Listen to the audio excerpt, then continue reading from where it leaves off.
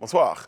Une nouvelle session de décryptage dans le Live Talk. Comme tous les jeudis, nos spécialistes de l'information vont passer au peigne fin les points saillants de l'actualité de cette semaine. Il sera question, entre autres, de la reprise du dialogue politique inter-ivoirien, de la recrudescence des accidents à la circulation à Abidjan et du bilan du premier tour de la Coupe d'Afrique des Nations 2021 au Cameroun. Et pour clore ce rendez-vous, eh bien, la bonne humeur sera l'affaire de Mike Danon qui nous rejoindra en toute fin d'émission pour un point de stress, son point de stress hebdomadaire. Oui, vous l'avez compris, la Tunisie même l'a comprise, la Côte d'Ivoire est qualifiée pour les huitièmes de finale. Elle peut se reposer quelques jours. Bon, allez, bienvenue dans les Live Talk.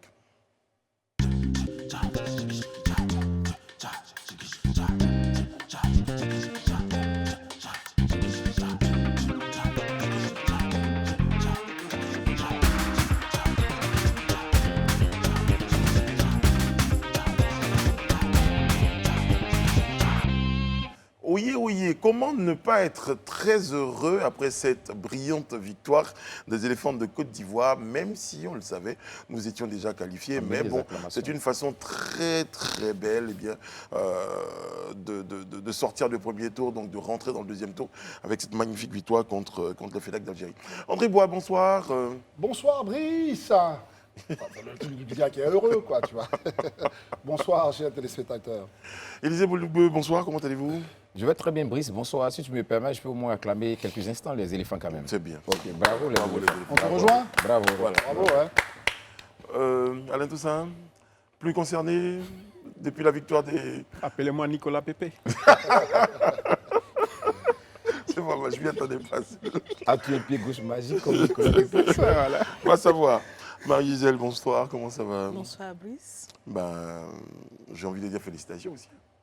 Félicitations à nous tous et aux éléphants. C'est ça, c'est cela. Bon, il y a du décryptage et on parlera des éléphants au cours de ce décryptage. Là, c'est juste après ceci. Sur un terrain plutôt politique, on parle de notre reprise du dialogue politique. Le dialogue politique inter-ivoirien il a repris aujourd'hui. Élisée Bouloubeu, vos impressions déjà sur le fond, la forme.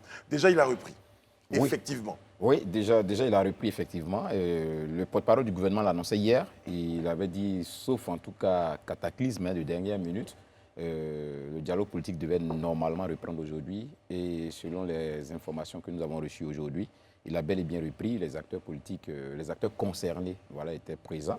Et donc, nous sommes à cette phase-là qui est la phase du huis clos.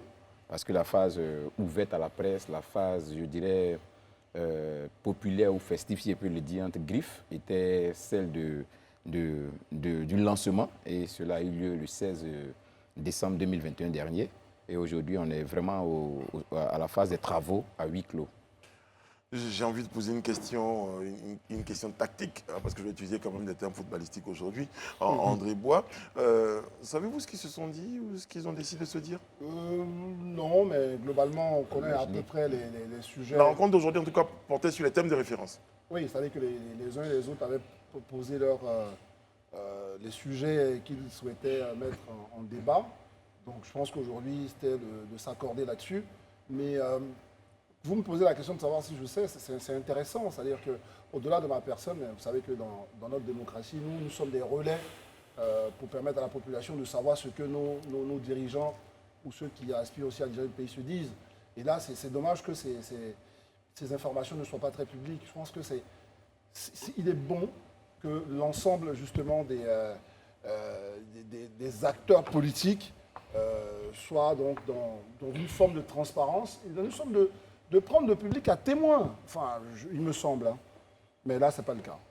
Alain Toussaint, vous partagez l'analyse d'André Bois? Oui, bien sûr. Je trouve qu'il y a un déficit d'information, de communication même autour de cette rencontre que nous saluons tous parce qu'il est important que le pouvoir et l'opposition se rencontrent enfin pour solder les contentieux et les malentendus, qu'on puisse aborder en toute sérénité les élections de 2023 et 2025. Pour qu'Élisée Bouloubeu soit d'accord avec vous, il faut rajouter pouvoir, opposition et société civile.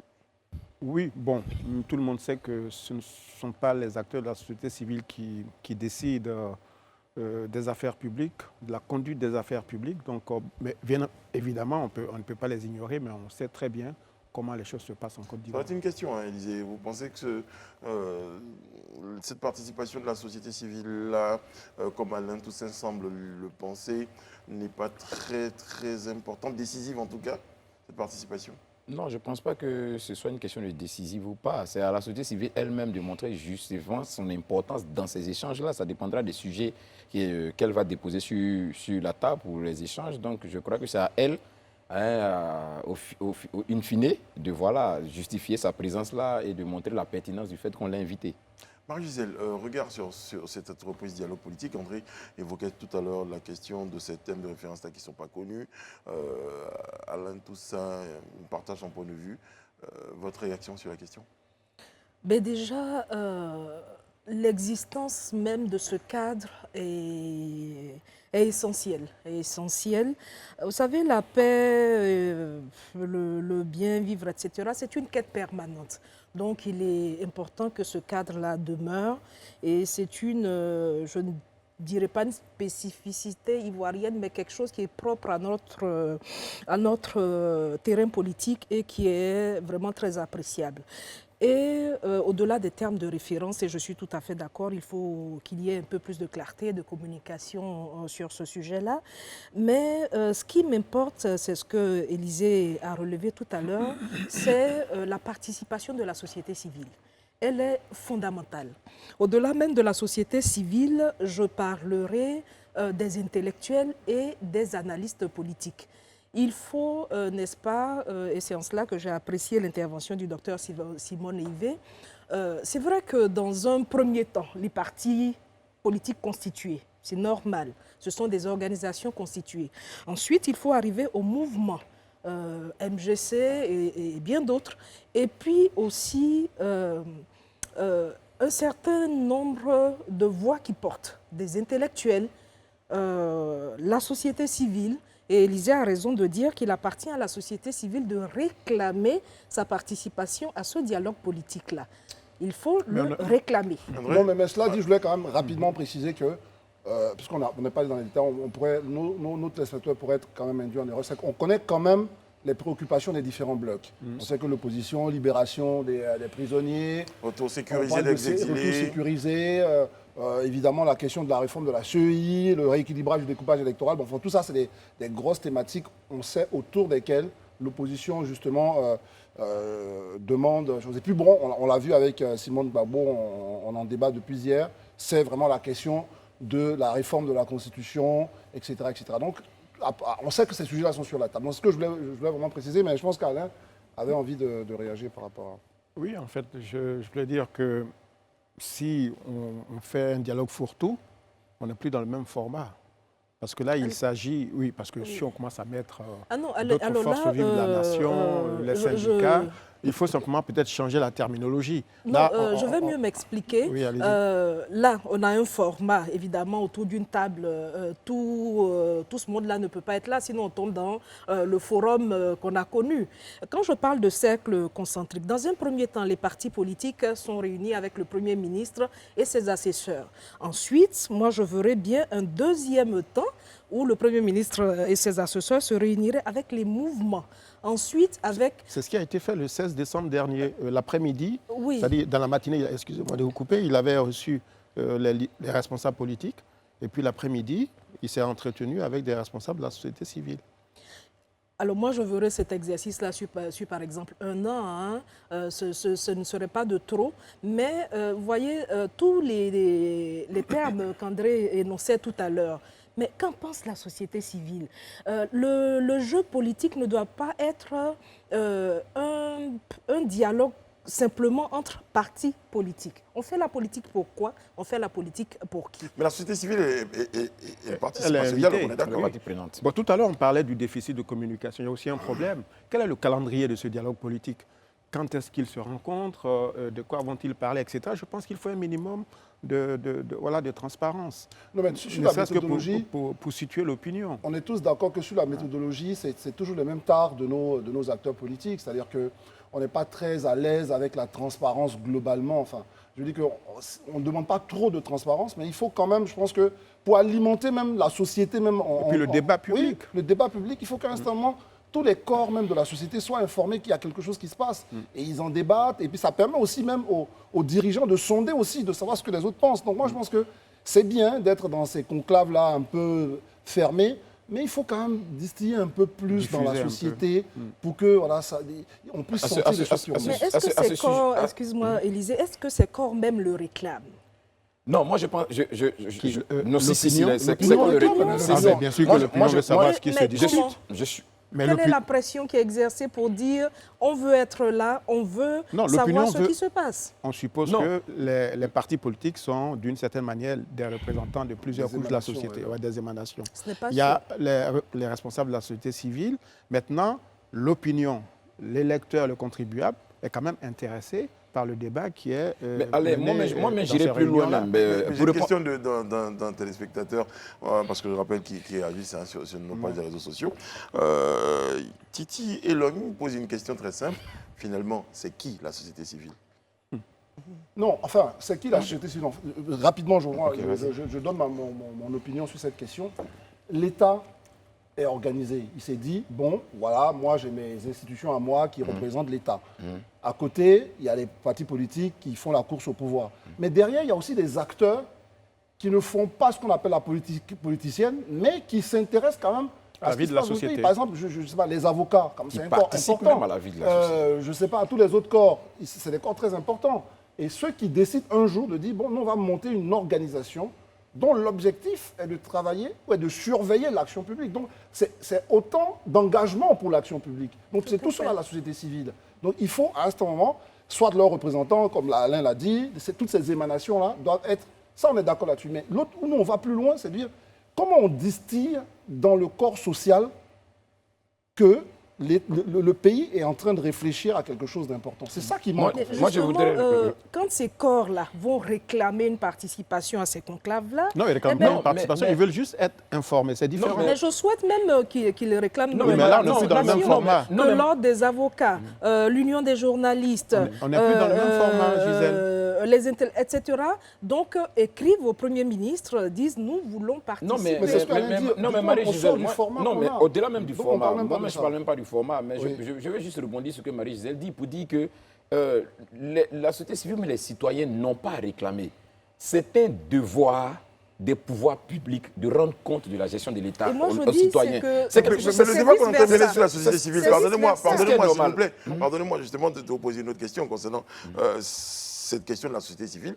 Mais on est tous d'accord que la société civile, elle participe en ce moment. Mais à ce bien débat. sûr. Non, on est on d'accord, mais nous, on c'est a pas là le dépassé problème. ce cadre-là. Voilà, on n'est même plus à ce On n'est même niveau. plus à ce niveau. Moi, je voulais réagir en fait dans un premier temps. Je sais qu'André avait dit, quand André parlait de on ne veut pas forcément plus de transparence, mais on veut un peu de transparence. Non, on veut plus de transparence. On ne dit ok. pas. On ne J'essaie dit d'être pas, mesuré, en fait. on ne dit pas qu'on va aller s'asseoir avec eux pour faire le débat. Mais on a besoin de transparence. C'est-à-dire, il est important quand même, parce que c'est de la vie de la nation qu'ils sont en train de parler.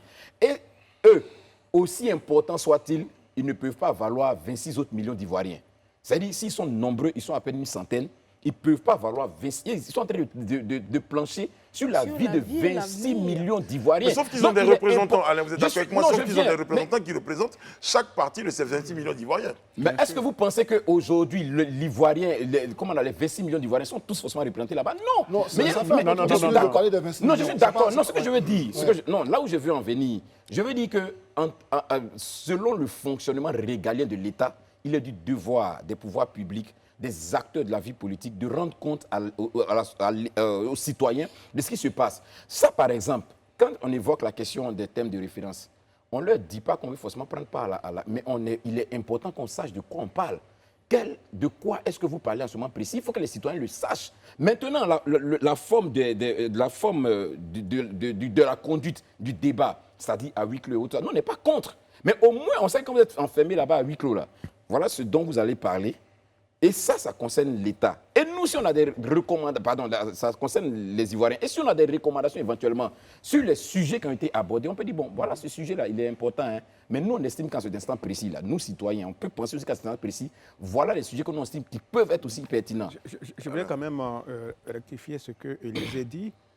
Tous ceux qui sont présents là-bas, en tout cas une majorité, à la légitimité électorale. On est d'accord. D'abord, on a le gouvernement qui a été mis en place à l'issue d'élections. Ouais. Ensuite, le Qui 6 représente mars, les Ivoiriens, quoi qu'on qui dise. On est représente d'accord, les oui, Ivoiriens. pas Très qu'on bien. dise, Le évidemment. 6 mars, il y a eu des élections législatives auxquelles l'opposition, le parti au pouvoir, etc., et d'autres même candidats Les indépendants indépendances, ont voilà. participé. Donc, ils sont fondés à se rencontrer. Mais alors, on Pour n'a jamais parler- contesté ça. Hein. Ah non, non, Dans mes propos, je n'ai on est jamais d'accord, contesté. mais- Non, non, C'est non, parce pas que vous la disiez... question, Laissez ça, peut-être Non, laissez non, à mais l'intervenir tous pour les pouvoir... Ivoiriens ne attendez. votent Non, non, mais pas. je Tous les comprends Ivoiriens parfaitement ce qu'il est en train de n'appartiennent dire. Mais ce qu'il est en train de pas dire n'est pas ce forcément que j'ai dit, en fait. Non, Parce mais que ce n'est c'est pas ma pas pensée. Élisée, Oui. on va aller doucement. Ouais. Je suis vous- d'avis, mais ce n'est Vous pas ma avez pensée. dit qu'ils sont une centaine de personnes. Oui.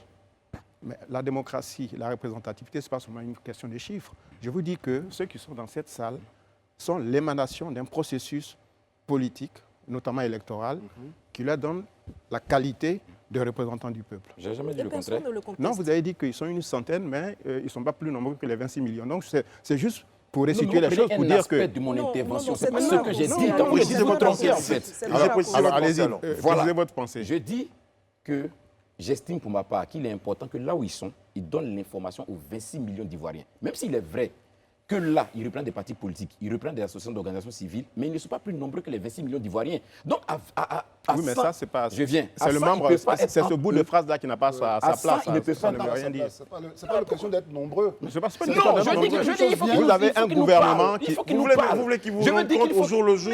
Mais non, je ne dis pas forcément au jour le jour, mais il faut qu'ils nous rendent compte. C'est ce que je suis en train de Mais vous dire. avez des représentants là-bas, dans un premier aussi- temps, eux aussi, on mais leur- qui n'ont même pas ils vont fini pas faire d'ailleurs. leur travail. Bon, alors, il y a une question justement d'un internaute que je peux pas partager avec vous, Oui. parce que finalement, entendre Élisée Boloubeu, nous sommes en train de parler d'un dialogue politique ou d'un dialogue social, demande le... Ben voilà, c'est pour ça qu'on dit qu'il ne faut pas Alors, se tromper de format. Brice, moi, je vous retourne Mais la c'est- question. c'est- Qu'est-ce que la politique? Permettons, Voilà. Qu'est-ce que la politique? Alors, moi, j'ai l'impression qu'en Afrique et en Côte d'Ivoire, on réduit la politique aux élections. Mais les élections ne sont qu'une infime partie de la politique. La politique, c'est la gestion de la Société. Et moi, j'entends que quand il y a ce genre de conclave-là, on n'aille pas parler que des élections. Les élections, c'est-à-dire, par exemple, les élections ont eu lieu le 30 Bon, les élections octobre à venir, ouais, il y a eu 2020. le 6 mars, Voilà, quand 2021. les élections sont finies, il y a d'autres pans de la, de la vie de la société qu'il faut gérer. La Mais- politique, bah, ce ne écoutez, sont pas que justement, les dans les- élections. dans les- Excusez-moi, Brice, et Oui, pour terminez. terminer, quand on me dit que tous les partis politiques sont représentés là-bas, donc ils représentent les Ivoiriens, mais tous les Ivoiriens ne sont pas membres de partis Mais en politiques. plus des partis politiques, il y a Et la société puis, civile. euh, Donc si vous avez une partie qui est les représentée dans les partis politiques, une autre partie qui est représentée dans le gouvernement, une autre partie qui est représentée par les partis de la société, enfin les mouvements de la société civile, on peut estimer Mais quels que... sont les on ne va mouvements pas de la on ne société va pas civile qui y contester. sont? C'est la- Voilà c'est la l'autre question que Élisée On ne va pas pose. contester, on ne va pas contester qu'ils ont la légitimité. Je reviens Voilà. dessus encore, comme Alain le dit. Personne ne conteste qu'ils ont la légitimité. Les organisations de la société civile représentent des organisations. Mais cela ne conclut pas qu'ils représentent tous les Ivoiriens. C'est ce que je suis en train de dire. Ça, il faut qu'on soit au moins d'accord. Ils ont la légitimité. D'accord, il n'y a pas de souci. on va essayer Je vais d'avancer. revenir. Je vais Sur, on va avancer. Bon, oui, bon, vous terminez avant de passer à Alain Toussaint, Élisée. Terminez. On va avancer. Sur cette question, concrètement, parlant de dialogue, est-ce qu'on est dans un dialogue politique ou on est dans un dialogue social? Quelle est la différence qui fait entre un dialogue politique et un dialogue social? Là, où on est en train de parler, ils ne sont pas juste en train de parler des élections. Ce n'est pas juste de ça qu'ils parlent. Ils parlent de la vie de la nation, des aspects qui concernent la vie de la nation. L'aspect social fait partie de la vie de la nation ou pas? Quand le gouvernement décide de faire un programme axé sur le social, est-ce que ça rentre dans le cadre politique ou pas? Ça fait partie aussi des aspects politiques. Donc, il ne peut pas me Vous dire imaginez qu'on qu'à ce dépasse. dialogue politique, il pourrait parler par exemple de la cherté de la vie? Pourquoi Mais pas? pourquoi les organisations civiles sont... c'est une question. Mais c'est intéressant. N'oubliez pas qu'on avait débattu de cela ici. Moi, j'ai toujours soutenu qu'il parlait que des élections. Non, il y a la question de la critique, notre critique de ce qu'ils vont évoquer et ce que nous pensons, justement, qui devrait figurer, n'est-ce pas, au cœur des débats. Moi, je pense, et en témoignent les informations qu'on a sur les TDR, on ne va pas parler de la cherté de la vie, le riz, machin, tout ça. Et ça, je pense que c'est une réalité. Donc, on est bien d'accord qu'il s'agit de parler de l'aspect politique en tant que gestion ou j'allais dire, course au pouvoir. Très bien, on est d'accord là-dessus. Mais même dans ça, admettons que la société civile a son mot à dire. Parce que quand Pulchéline Balé, excusez-moi encore d'évoquer, parce que c'est le cas le plus emblématique, elle s'est retrouvée en prison parce qu'elle a contesté justement un processus politique qui ne lui convenait pas. Donc, de toutes les façons, quand on ne parle pas de cherté de vie, la société civile a son mot à dire sur dans la la gestion course de la cité. au pouvoir, On est d'accord voilà, là-dessus. sur la question de la course au que l'on pouvoir, la pose, société parce qu'on civile est en a train son de dire mot que à la société dire. civile n'est pas là. Non, ce qu'on dit, et j'insiste Non, là-dessus. excuse-moi, Je André. juste un mot. Hein. Ce qu'on dit juste, c'est la façon dont on irrigue la société, justement, des idées qu'on développe ou qu'on discute dans un Lors de ces conclave. rencontres. C'est de ça qu'il est question. Voilà. Mais est-ce que ce problème d'irrigation, donc de retour de ce qui se dit, ne découle pas du choix de la société civile qui se retrouve là-bas? Voilà une question fondamentale. Marie-Gisèle. Vous avez peut-être l'impression, on va avancer pour être très clair, vous avez peut-être l'impression que Simone Gbagbo, n'étant pas présente au dialogue politique, vous avez l'impression que ce dialogue est biaisé, par exemple. Pas seulement cela. Et je rejoins Élisée sur la question de la communication des membres de ce panel. Qui est là-bas exactement? Voilà. Donc, il y a un journal officiel qui existe, on a la presse. Donc, quand ce conclave se décide, mais qu'on nous produise donc le listing de tous ceux qui vont faire partie donc, de ce conclave-là. Évidemment, le gouvernement représentatif, l'Assemblée nationale, etc. Mais les membres de la société civile qui y sont, qui sont-ils? Sur quelle base ont-ils été choisis? Voilà la question qui me semble aussi fondamentale. Vous estimez par exemple que la présence, enfin, Pulchérik Balé, c'est vrai qu'on On ne parle pas seulement de Simone Gbagbo, de Pulchérik Par Balé. exemple, Dr Boga, il y est. Voilà, il y est, mais ça, c'est les non connus. Maintenant, les autres, qui sont-ils? Qui représentent-ils? Voilà le genre de communication de départ qui manque et qui fait qu'on se pose toutes ces questions-là. D'accord. Alain, Alors, tout à l'heure, on parlait un dernier tour de table.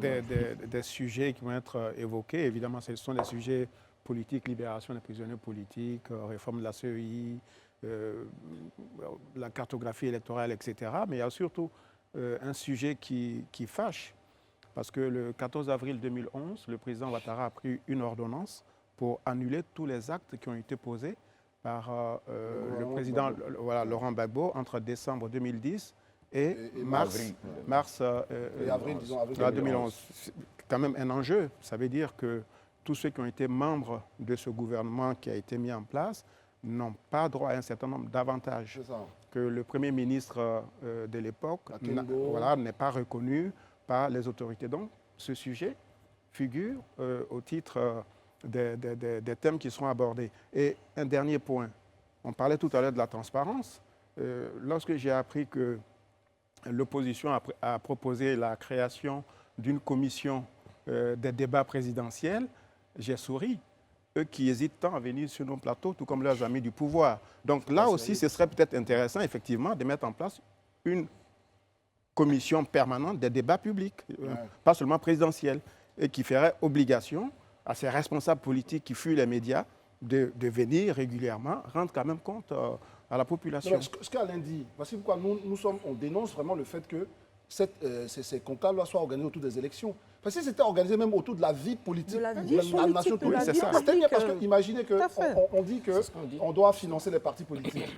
Mais le critère même de transparence ou de participation au débat sur les médias peut être un des critères pour financer un parti politique. Parce que, excusez-moi, un parti politique est financé par les deniers publics qui refusent de venir sur un plateau pour expliquer justement la vie de son parti, etc. Mais justement, revenant même sur la question du financement des partis politiques, justement, vous remarquerez que cette loi, ou du moins cette décision, elle a fait l'unanimité au niveau des partis politiques parce qu'il s'agit à ce moment-là précis d'avoir les deniers publics. Donc tout le monde est d'accord. Mais vous imaginez que si on l'avait certainement étendu et avoir l'avis de la société civile, est-ce que forcément on allait aboutir à une telle décision? On ne sait pas. Donc c'est pourquoi on dit qu'il est important que des questions aussi capitales qui engagent même les efforts, parce que les deniers publics, c'est les efforts de tous les citoyens. C'est nos efforts, nous tous qui sont les deniers publics. On les prend, on les met à la disposition d'un groupe de personnes parce qu'on estime qu'eux, ils sont peut-être à un certain niveau. Donc, quelque part aussi, il faut que la discussion s'étende. Très bien. En tout cas, on va juste noter que ce dialogue politique-là, il avait été réclamé.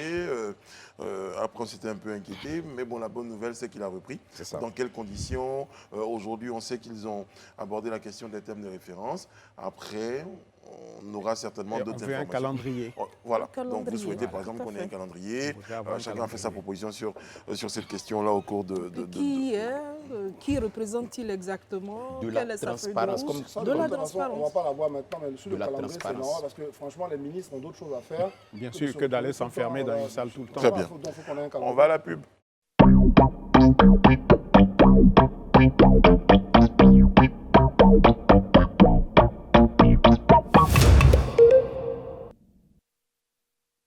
Nous sommes de retour sur le plateau du Live Talk et les éléphants sont qualifiés pour les 8e de finale. Nous abordons le deuxième point de notre décryptage ce soir. Celui-là concerne la recrudescence des accidents de la circulation. Doit-on s'en inquiéter, Lise Bolubeu? Oui, moi je pense qu'il faut... Bon, oui, il faut qu'on s'en inquiète. En tout cas, avec le développement des événements, c'est, disons, le week-end dernier, le week-end d'avant et le week-end dernier en plus, avec déjà l'accident au niveau de la Tendresse qui a coûté la vie à 7 jeunes personnes, gens. plus Voilà. C'était le 16 janvier. 8 victimes et 7 décès. 7 décès. Voilà, et avant ça, il y a eu celui de Bingerville, avec entre un minicar et un minicar de transport d'élèves qui a coûté aussi la vie d'écolier, qui a coûté la vie à un écolier de 6 ans. Rien qu'à l'évoquer, même j'ai encore des frissons.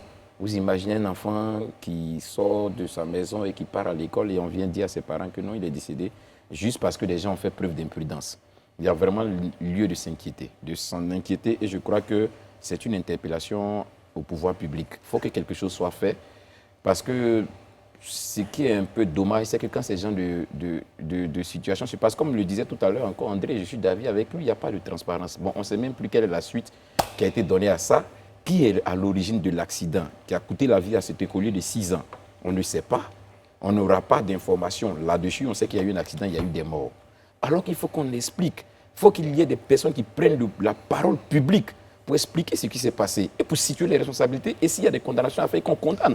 Pour que ça serve de leçon aux gens. Certaines aussi. personnes peuvent estimer également qu'il faut qu'il y ait des journalistes pour aller rechercher l'information. Qu'est-ce que vous répondez à ça? C'est ce que je craignais quand Élisée parlait. C'est ce que je craignais quand je t'entendais. Je vais y arriver. Ça, c'est le travail des journalistes. Oui. Non, mais je vais y arriver quand on dit que c'est le travail des journalistes. Quand je dis qu'on aura l'opportunité de prendre la parole publique, venir à la télé s'expliquer. Le journaliste, quand il va se rendre sur une telle scène, il va rendre compte de la situation. Voici ce qui s'est passé.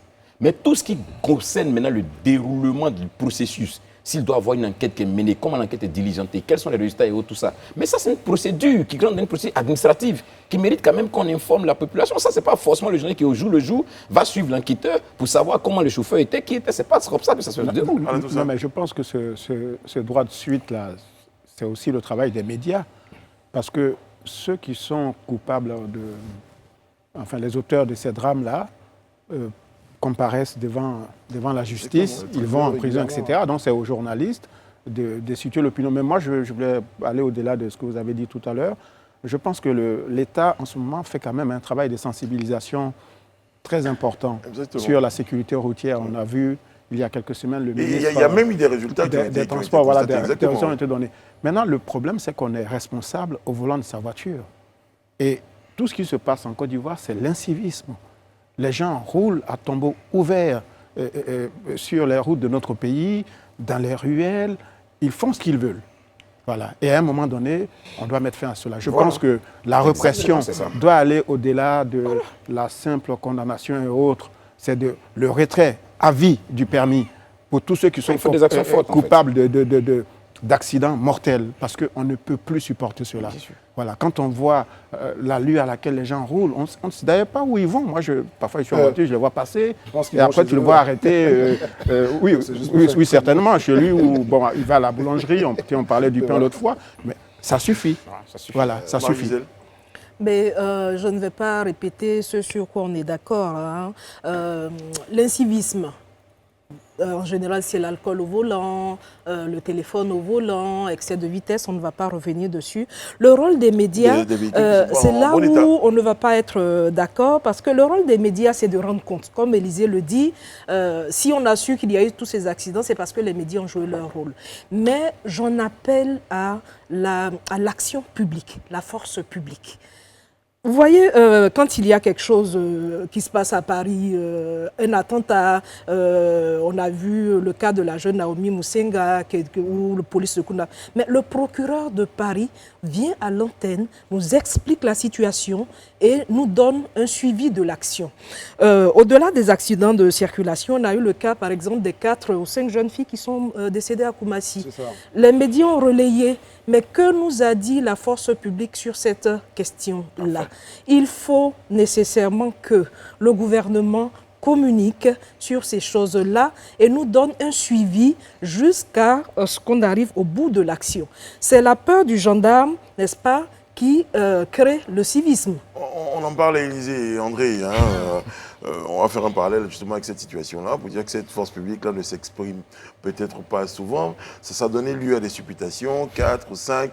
Il y en a une qui était dans le coma. Après, Voilà. parce qu'il n'y a pas eu de vrai. Mais c'est ça. Il y a Tout une le monde est parti de son communication, commentaire sur cette voilà. situation. C'est sûr que là, comme ils l'ont si bien dit, moi je partage l'avis de tous. Et puis comme Il y a une Marie-Gisèle l'a dit, on communication va pas répéter, je suis gouvernementale d'accord qui avec tout ça. s'impose. Je suis d'accord aussi avec eux, mais il faut reconnaître que la presse, à un moment, est bloquée. C'est une réalité. On sait combien de fois elle a dit, ailleurs, le procureur, etc., ils font des conférences de presse. Je voudrais même quand même aller un peu plus loin. Moi, je pense que notre société, et notamment nos dirigeants, peut-être qu'en disant ça, ça va choquer un peu, on banalise la mort quand même. Je le dis parce que je peux faire un truc comparatif. Imaginez un seul instant que la petite Marie-Lise Pinjot, je ne sais quoi, disparaisse en France, mais les ministres sont sur le plateau, et on fait des... je ne sais pas... Vous donnez un suivi de l'enquête. C'est tout un... Voilà, Branle-bas tout le monde général. est mobilisé parce que le gouvernement pense qu'une petite fille comme ça ne peut pas mourir, ne peut pas disparaître dans ces conditions. Mais quand même, ça arrive dans notre pays, 4 jours. on ne peut pas banaliser. C'est-à-dire que quand on est au gouvernement, je sais, vous avez beaucoup de choses à faire, mais je pense que le contrat social, c'est pour la vie. Donc quand il y a un mort, parce qu'on n'a pas été suffisamment alerte dans l'éducation qu'on donne non seulement à nos enfants, mais dans l'éducation de citoyens, on monte au créneau en tant que ministre, on monte au créneau en tant que représentant de la force on nous publique. explique la pour que situation. les médias puissent relayer. Parce que une fois qu'on parle, je pense qu'il y a une éducation, ça va intéresser les médias. On se dit non, si le gouvernement parle, c'est que c'est trop, c'est important. C'est que c'est C'est pour ça, sérieux. vous savez, je termine là-dessus, que ce soit aux États-Unis ou en France, en Europe, l'alerte enlèvement, c'est parce que les États, l'État a mis ça donc, comme un élément important, que c'est relayé par toute la presse. Au moins que vous allez voir les journaux, les télévisions mettent le bandeau alerte enlèvement. Parce que aux États-Unis, sur les routes, partout, on met alerte enlèvement. Si vous voyez un enfant seul. Donc il y a une mobilisation aussi des pouvoirs publics qui doit, on parle d'irrigation de la société, mais c'est tout ça qui a fait dire que maintenant on se préoccupe du sort La des puissance autres. publique Et ça, je joue pense son rôle. qu'il faut qu'on le fasse. Parce que quand même, l'accident était très, très impressionnant, permettez-moi l'expression. Il était assez On horrible. nous décrive la situation. Mais après, oui, voilà, l'explication. l'explication. On peut parler encore Qu'est-ce une fois avec que- la situation des demoiselles. On n'a pas Absolument. encore vu beaucoup de... Ce n'est que sur les réseaux sociaux. Oui. Oui, il n'y a pas Voilà. eu de réponse Non, des autorités on par attendait rapport à que ce le phénomène. voilà. de la Bien sûr. famille. Le ministère Chacun y de la allait avec femme, de sa la supputation, famille, chacun y allait avec son de la commentaire. justice, Chacun y allait de la avec sécurité. Sinon, ça donne des supputations Parce qu'on a et de la la police désinformation. scientifique était sur les lieux. Voilà.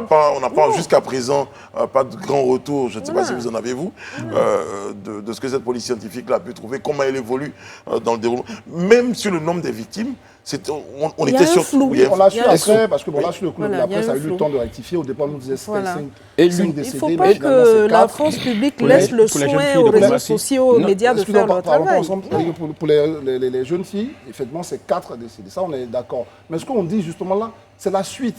C'est-à-dire que, comme on n'est pas habitué, nous, en tant que, j'allais dire, dirigeants, à faire des points au fur et à mesure, regardez, il y a un acteur français qui est décédé aujourd'hui, qui faisait le ski Hier. hier, qui faisait le ski. Mais comment on sait ce qui s'est passé?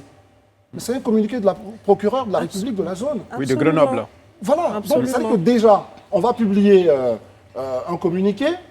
À la suite de cela, on va dire les choses, comment on va l'enquête, quelle est la responsabilité de la station de ski ou pas, à fait. est-ce qu'il y avait des balises, Est-ce- et pourquoi ça devient intéressant? Parce que plus on va commencer à communiquer autour, nous tous, on va se dire, mais donc là, il y a eu un problème, quels sont les garde-fous qu'on met? Voilà. Parce que si on ne met pas ça en débat public, on ne va jamais mettre de garde-fous. C'est ça. je pense Et l'une des choses même sur lesquelles je voulais aussi rebondir, même dans ces cas d'accident, souvent même, au-delà, bon c'est vrai, ce qui est triste, c'est que quand il y a des décès, mais après même quand il y a des décès, au-delà même des décès, quand souvent même on a des accrochages, quand souvent on a des accidents, là où ça devient un peu difficile, c'est la prise en charge logiquement que l'État ou que le pouvoir public doit apporter aux accidentés. Quand je dis la prise en charge, je ne parle pas des pompiers.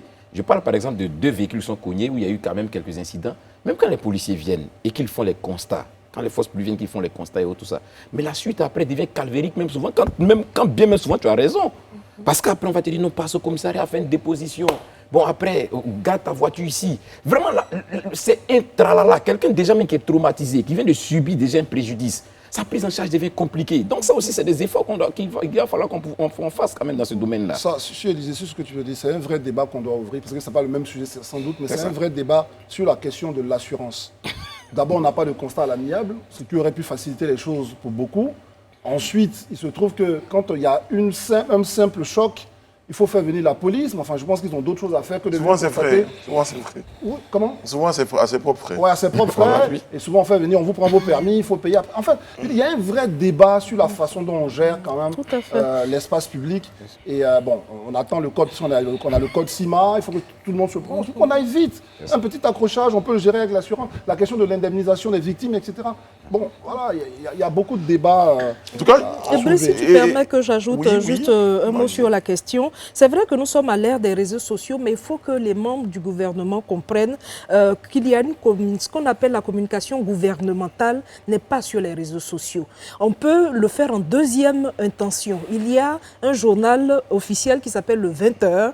Un ministre vient, il nous dit voilà telle situation, voilà les mesures. Le 1945, c'est ça? Le 1945, tout à fait. Voilà. Donc voilà telle situation, voilà les faits, voilà les conséquences qui vont en découler. Quitte après à ce que cela soit repris sur les réseaux sociaux. Voilà, la communication gouvernementale, elle est importante. Oui, mais il ne faut pas aussi faire la confusion. On a l'exécutif et puis on a le judiciaire. C'est ça. Dans le cas des accidents, c'est au procureur de la République. Non, je suis d'accord, j'entends bien. De donner l'information qu'il faut. J'entends bien, mais Parce je veux dire... M. Marisel peut-être essaie d'expliquer.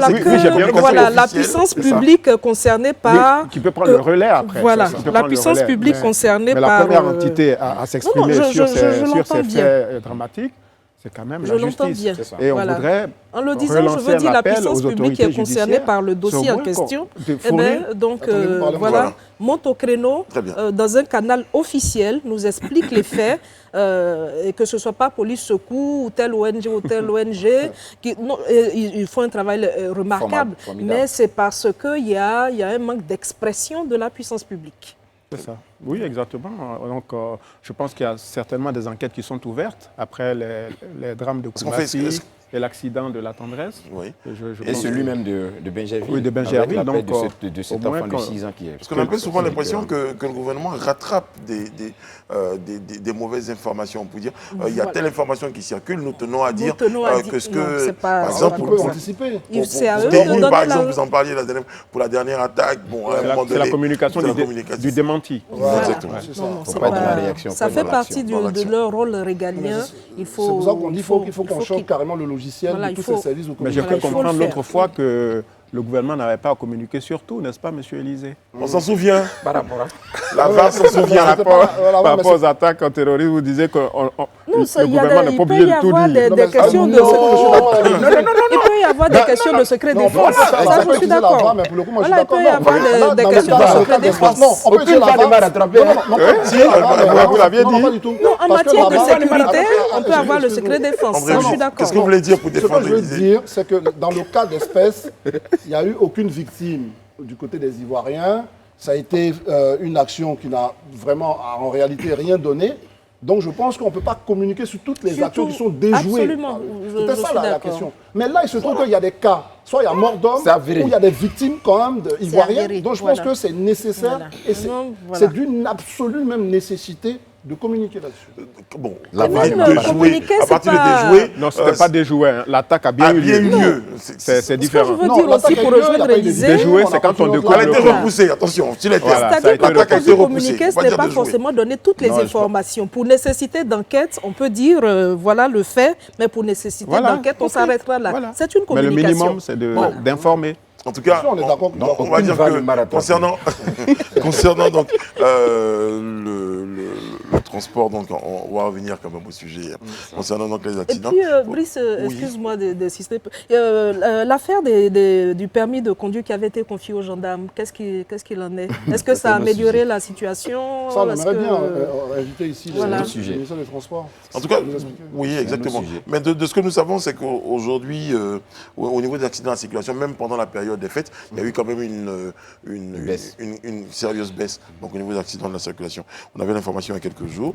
Mais après, il ne faut pas relâcher parce que le ministère des Transports aura beau faire toutes les campagnes de sensibilisation, tous les ambassadeurs que nous représentons ont beau rappeler aux uns aux autres, à un moment donné, le conducteur dans son véhicule, peut-être, après ça va être la sensibilisation la meilleure, c'est celle qui accompagne de la responsabilité. Il y a un mot qui s'appelle la responsabilité. Voilà, on ne téléphone pas au volant. Si quelqu'un téléphone au volant, il faut sévir. On ne boit pas pour conduire. Si quelqu'un a bu que la police l'arrête, il faut sévir. Il faut lui arracher son permis ou bien lui arracher des points. Très bien. Il faut le faire. Est-ce qu'il y a des points sur le permis? Je vais vous donner juste un exemple. Juste ça, pourquoi c'est grave, puisque vous parlez, les choses ont baissé. En 2020, par exemple, on va prendre le cas de la France, il y a eu 2780 personnes décédées sur la route suite à un accident. Et en Côte d'Ivoire, on est à 1507.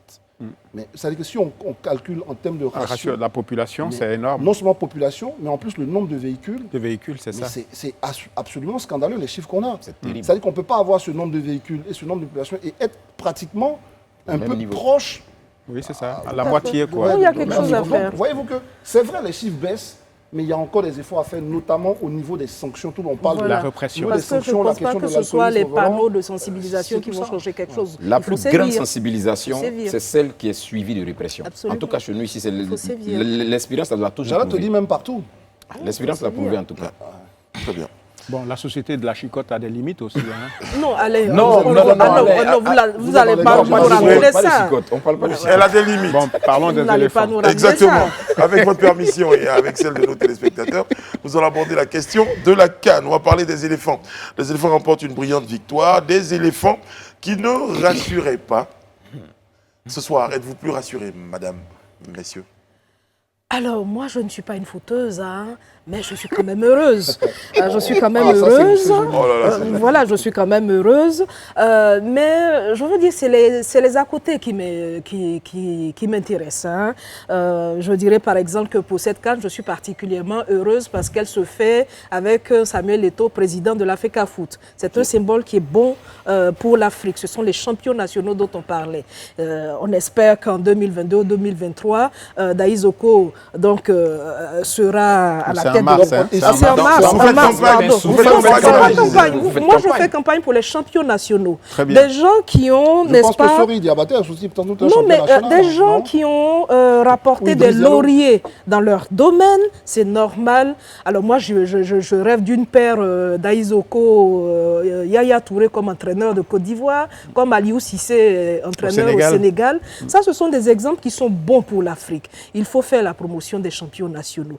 Alors, je ne sais pas si on gagnera la CAN du Cameroun, mais une chose est certaine, on gagnera celle de 2023. Ça, j'en suis certaine. Belle publicité. Élysée, oui, on l'a bien noté. Belle campagne, hein, c'est le constat qu'on fait. Les anciennes expressions disent, vous passerez au service commercial. Sinon, j'ai beaucoup de respect pour M. Sori Diabaté, mais Daïs Oko est le champion national. Yaya Touré est un champion national. Peut-être qu'il faut préciser aussi à nos téléspectateurs que Daïs Oko, c'est Didier Drogba. Parce que autre Côte d'Ivoire, c'est pas évident que tout le monde sache ce que c'est que Daïs Oko. Exactement, vous savez que la Côte d'Ivoire a remporté son match africains. Ce soir. Franck Kessié, magistral, Nicolas Pépé et même Badra Ali. Sublime. Il faut dire simplement qu'on a notre match référence. Dans cette CAN, aujourd'hui, on a notre match référence. Alors, cette VAR qui vous a rattrapé il y a des moments, cette VAR-là est à votre avantage aujourd'hui. Je vous ai tout dit que la VAR ne me rattrapera pas. Et depuis avant-hier, je ne fais que chanter la victoire des éléphants aujourd'hui. Et Dieu merci. Et il a dit hier. Hein. Voilà, je l'ai dit encore hier. On allait battre l'Algérie. Et Dieu merci. En tout cas, les éléphants m'ont donné raison. Il faut dire, comme je le disais, on a notre match référence dans cette CAN.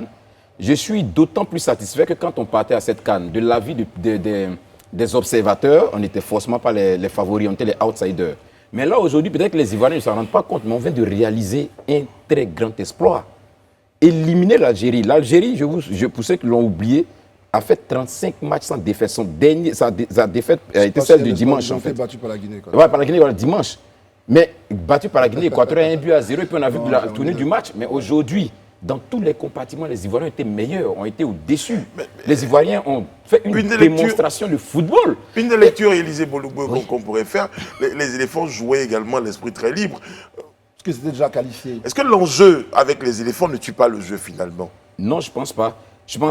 Mais vous, quand vous dites que les éléphants jouaient déjà qualifiés, déjà libres et tout ça, la logique voudrait même qu'à ce moment précis-là, ils donnent, je dirais en quelque sorte, qu'ils ils n'aient pas cette concentration qu'ils ont démontrée durant tout le match, parce qu'ils y sont déjà qualifiés. Mais là, c'est pas les enfants ont été appliqués dans tous les Non, je vais quand compartiments. même réagir un peu sur ce qu'elle a dit. Non, je pense que c'est vrai. Quand on est déjà Spécialiste qualifié, du foot. ouais, non, enfin, on est tous des footeux, à part Marie-Gisèle, qui est une footeuse, qui n'est pas une footeuse, mais qui est heureuse.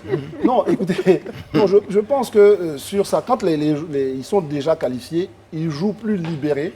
Parce que n'oublions pas que dans ces grandes compétitions-là, le stress de perdre est souvent un premier facteur bloquant. Bah, les analystes là, disent qu'aujourd'hui, l'Algérie perd également parce que moralement, Oui, déjà, il y a le match, oui. il y a la défaite, je pense. Il y a la défaite Et ensuite, mais comme on voit un grand joueur comme Mahrez qui rate un penalty, psychologiquement, ça démontre qu'il n'était pas... Et voilà, donc il y a tout ça. Je pense que je comprends ce que Élisée veut dire, mais je pense que dans une telle compétition, ça bloque plus que ça ne libère.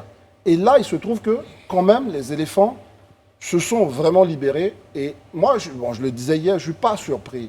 Je pense que les Ivoiriens sont un peu durs. Ils sont contents parce qu'ils aiment le beau football, tout ça.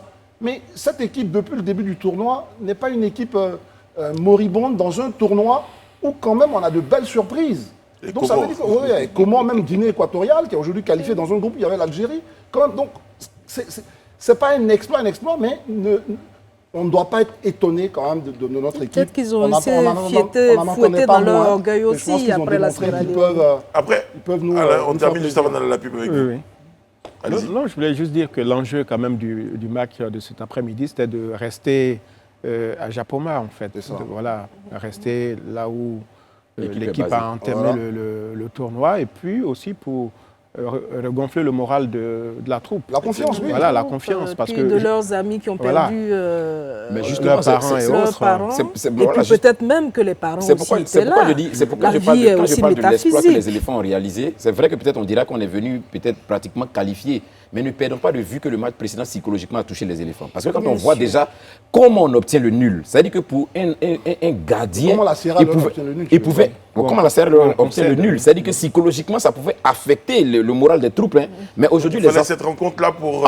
En plus, ils sont face à une équipe qui les a battus à la CAN 2019. Donc il y avait vraiment cette volonté. Oui, l'orgueil a été les Ivoiriens ont été beaucoup plus motivés aujourd'hui. On a senti en eux cette soif-là de gagner ce match-là. Et puis la présence de leur capitaine emblématique à leur côté aussi, tout ça. Mais que Brice me pose la question. Non, je voulais quand même parler de cette valeur sociale du football. C'est-à-dire que, rappelez-vous, on en a discuté sur ce plateau, de savoir, on coupe rapidement, l'opportunité de la CAN, etc.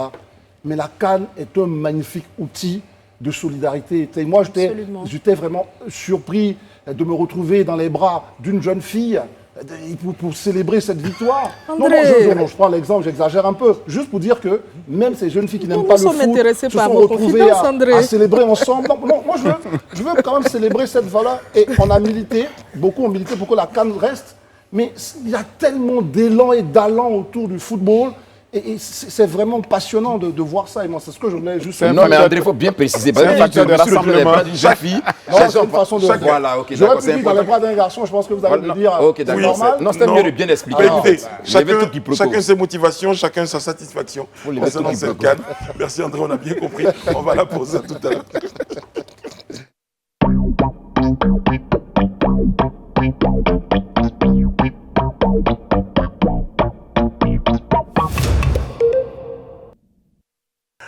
Tous les jeudis soirs, nous avons rendez-vous avec Mike Danon pour son hilarant point de stress. Et ce soir, particularité, Mike Danon est en direct du Cameroun.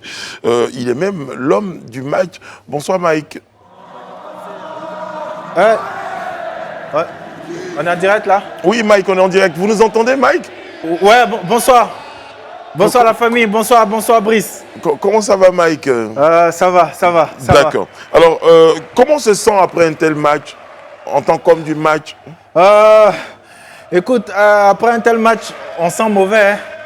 On sent mauvais parce que courir 90 minutes, aller-retour, ça fouette, on sent vraiment mauvais. Très bien. Vous êtes ce soir donc l'homme du match. Mais on ne vous a pas vu sur le terrain, Mike. Ouais, non, ça arrive. Vous savez, 11 joueurs sur le terrain, plus un joueur invisible qui fait des passes décisives.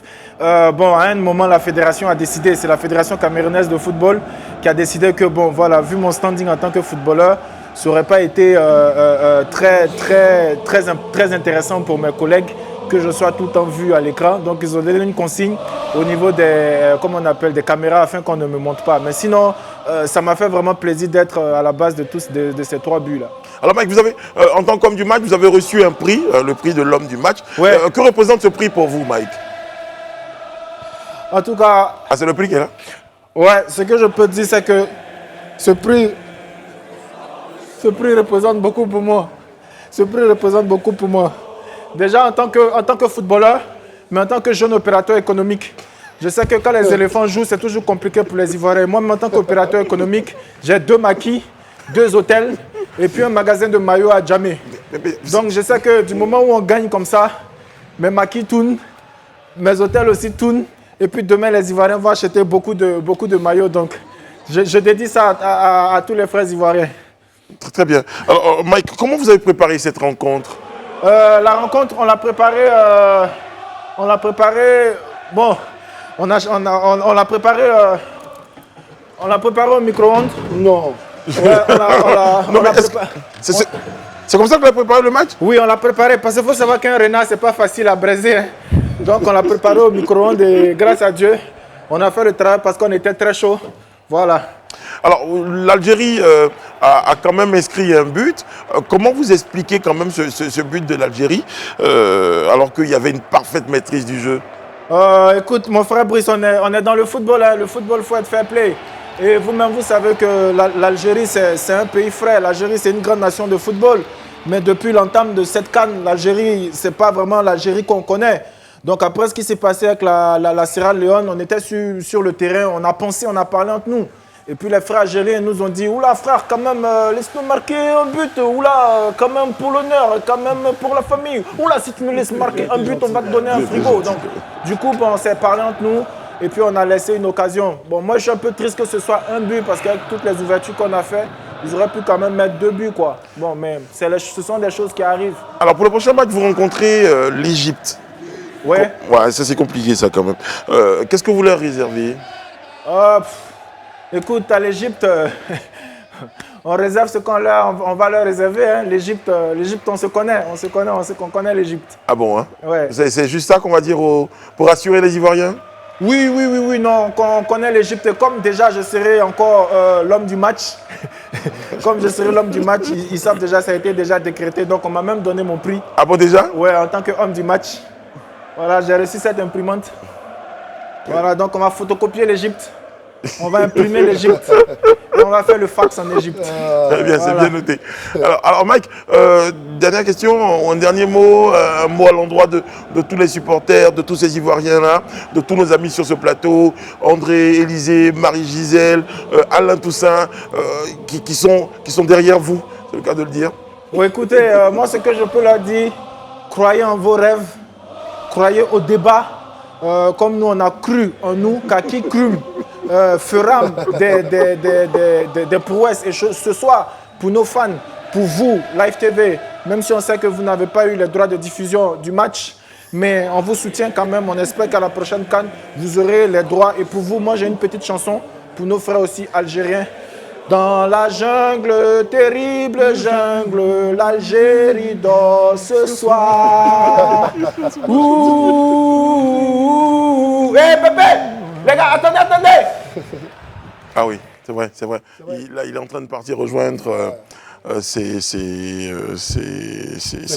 coéquipiers. Ses invisibles coéquipiers. Oui, effectivement. Très, très bien. Bon, alors, on va juste dire bravo aux éléphants. Ouais. Bonne chance. Bravo, bonne chance. Bravo, bonne chance. L'Égypte, Élisée, redoutable adversaire, l'Égypte. Oui, l'Égypte, en tout cas pour ces dernières années, ne nous a pas réussi. Mais comme on le dit, il y a toujours un début à tout. J'espère que cette fois-ci, on va vaincre le signe indien. Ouais. Et parce que cette canne-là, je flaire un peu un retour sur les bords de la lagune, quoi. Exactement. Parce que même quand on perd des matchs, quand on fait des matchs nuls, on se qualifie comme ça. Donc du coup, on a nos calculettes, mais il n'y a pas de problème. Merci Marie-Gisèle, merci d'avoir été dans notre compagnie.